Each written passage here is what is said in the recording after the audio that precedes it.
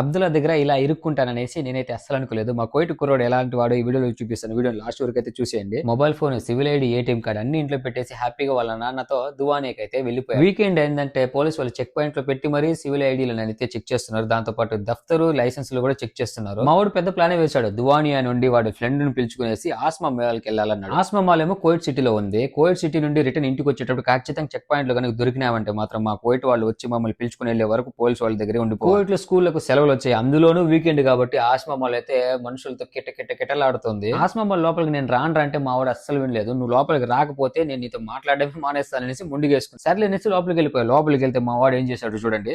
2 దినాలు 750 ఫిల్స్ అంటే అక్షరాలు 750 రూపాయలు పెట్టి నాకైతే ఒక కూల్ కాఫీ అయితే కొనిచ్చాడు. ఇంతటితో అయిపోలేదు. ఆస్మా మాల్ ఫినిష్ చేసుకునేసి డిన్నర్ చేయడానికి పక్కూర్లో ఉండే ఒక షీక్ కబాబుల షాప్ కి అయితే వెళ్ళిపోయాను. అక్కడ కాల్చిన షీక్ కబాబు తిని రిటర్న్ మా ఇంటికి వచ్చేసరికి టైం 12 అయింది. ఇందులో గురించి ఏదైనా చెప్పాలనుకుంటే కింద కామెంట్ చేయండి. నైట్ 3 గంటలకి పండగ షాపింగ్ అయితే చేశాను. ఆ వీడియో నెక్స్ట్ అయితే అప్లోడ్ చేస్తాను. ఆ వీడియో చూడాలనుకుంటే మన ఛానల్ సబ్స్క్రైబ్ చేసుకోండి.